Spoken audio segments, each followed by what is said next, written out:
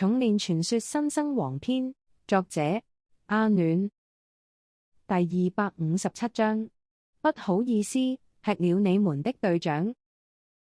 在深淵底部要做的事情完結之後，天佑和葉群便沿着墮天梯往上返回。這一路上，由紫金半身骷髏小冥帶頭，一路上只要遇上冥鬼，無論是大的小的，一律被小冥碾壓粉碎，然後吸收掉。天佑和葉群就跟在小冥後面散步，看上去就像是帶小孩到公園去玩的一對父母。讓我看看，帝京生化部還附上了小冥的培育說明書呢。人工冥鬼除了被植入對主人永遠忠誠友好的基因信息之外，其餘的本能天性部分均跟一般冥鬼並無異樣。不過當然，人工冥鬼在吸收了認主之人的鮮血之後，多少會遺傳到主人的部分天性和習慣。無數的骨頭碎片重新凝聚，三頭大冥鬼擋住了小冥的去路。胡哇！小冥握着粉紅色的巨拳，連續3拳轟出，把三頭大骷髏全部轟碎。哇！這不是媽媽的眾妙3連擊麼？小冥真的好棒！聽到了葉群的誇獎，小冥隨即飛回來讓媽媽摸頭。不過隨着小冥不斷透過吞噬同類壯大，包裹在外圍的一層慘白焰火似乎越來越稀薄，沒有隨着它的戰力一同變強。天佑繼續埋頭閱讀說明書，讓我看看，透過戰勝和吞噬同族，冥鬼將會不斷強化，然而強化行為本身是消耗煉能力的，故此必須要透過進食補充。原來吞噬其他冥鬼，等於我們人類的修煉。小冥修煉得太用功，所以開始肚餓了。此時，小冥碰上了正在悄悄撤退中的高伊和哥薩克團隊。胡哇！小冥頓時雙眼放光，他猛地當頭一噬，就把宋浩榮整個吞了。然後他一個回身，直接把擋路的哥薩克人撞開，濕地連咬3口，就把2米以上的巨漢費多洛夫吸着成了肉醬。小冥打了個飽嗝，他身上的冥火隨即熱烈燃燒，他咆哮的聲音也更加精神奕奕了。由於小冥的速度實在太快，而且這動作受冥鬼本能驅使，遠遠墮在後方散步的天佑和葉群同學根本連阻止都來不及，就讓小冥把高伊和哥薩克安插在此的最強者給殺，回現世當凡人了。小冥不准吃人，知道嗎？天佑連忙對小冥喝道。小冥看了看剩下那些被嚇至大小便失禁的同學們，發出了一記不屑的咆哮，大概是嫌這些人練能力值太低了吧。說明書上沒有說過人工冥鬼還會挑吃的這種習性，也不知道是承襲自葉群還是天佑了。不行，即使再碰上剛才那2個一樣好吃的，只要是人族的話，都不能吃。沒有我們的批准就不能吃吧。天佑也不想說死，將來或許也有需要讓小冥開殺戒的啦。小冥一臉委屈的樣子。葉群道：媽媽知道的。小冥若是不進食的話，就會餓死的。爸爸媽媽會努力為小冥找來更美味的食物，讓小冥喜歡吃多少就吃多少，好嗎？小冥又偎在葉群身上了。看來孩子對父母已經開始有親疏之別了。不好意思，我家的小冥吃了你們的隊長。葉群對高伊和哥薩克同學們鞠躬賠罪道，他還順道壓了壓小冥的頭顱，讓他道歉呢。你們想要報仇嗎？一起想如何？天佑提議道。不要了。2班人幾乎馬上就撒手道。有一名高伊同學甚至嚇得直接跳進深淵裏去了，直至看到天佑和葉群帶着小冥消失眼前，眾人才鬆了口氣。今年的香山奇才輩出啊！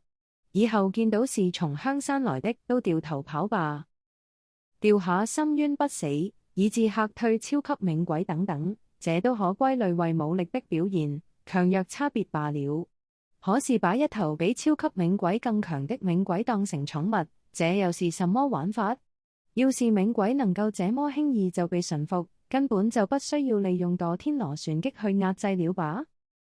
好，那我們就回帝京去，接下一個任務吧。天佑道。天佑哥要好好追回榮譽點數了，不然的話，被頭號支持者拿到了煉獄符，偶像本身反而出局了，這也實在是說不過去啊。可是，兩人看着小明，要把這麼顯眼的一隻寵物帶回帝京去嗎？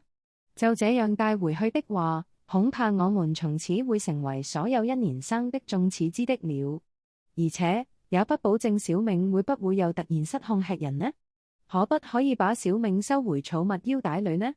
葉群試着把小明收進寵物腰帶裏，可是沒多久，他就自然而然的流出來了。畢竟冥鬼是一種半實體的存在，寵物腰帶是困不住他的，而且小明有過度活躍的傾向，想要他乖乖待在腰帶裏也不可能。我有可以收納冥鬼的容器。天佑同學把小明抓住，然後直接塞進了貓耳貝殼之中。貓耳貝殼有兩邊，一邊已經放置了藍邪，天佑不敢亂動它，就把小明安置在另一邊。只見小明似乎很高興這個新家，他張開大口，一輪猛噬。這條小仆街，竟然把我收藏的妖界水源、炎熱光團和滿月沃土都一口氣吃光了。葉群聽着，嚇得連內衣的肩帶都掉下來了。什麼？妖界水源？這不是神器級的煉器原材料麼？還有炎熱光團和滿月沃土，都是跟妖界水源同級的天材地寶。天啊！天佑哥竟然收集到了這麼多不得了的神物，要是在玄宗派，大概連副掌門都要對你低聲下氣，問你借材料煉器了。這小仆街還真會吃，原來不只是人，他也好天材地寶這一口啊！只見吃了水源、火源和土源的小冥，其身上的冥火似乎增添了一股燃燒不盡的延續性。看來身上有了水源、火源和土源之後，他自體形成了一個自給自足的永續環境，大概不需要進食了。真的，憑着我和小冥之間的心靈聯繫，我感覺到小冥體內那股把人類視為食物的本能，好像漸漸消退無形了。葉群道，天佑也有同樣的感應。天佑看着貓耳貝殼中的小冥，露出了填飽肚子後的滿足表情，一時間真是哭笑不得。他又看了看另一邊的藍邪，心裏驟然生起一個想法：咦，天佑哥，這藍色果凍般的物體又是什麼天材地寶呢？這好像是叫做藍邪奇毒，我偶然得來的。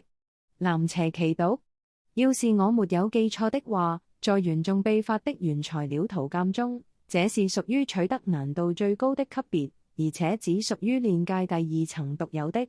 難道天佑哥已經去過第二層煉界了？其實我是從某人身上打劫回來的。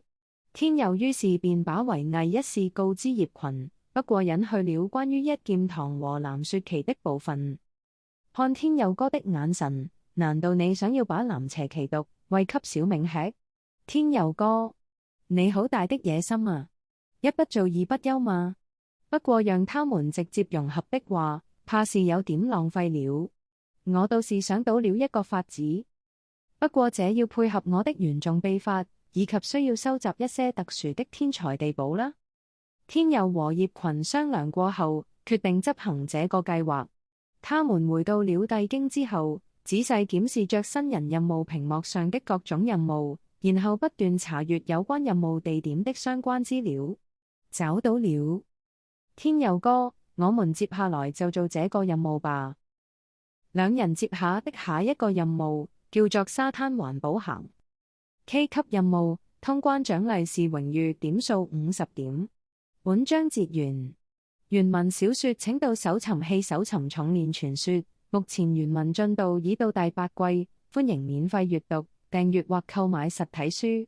以上有聲小說由暖島出版提供。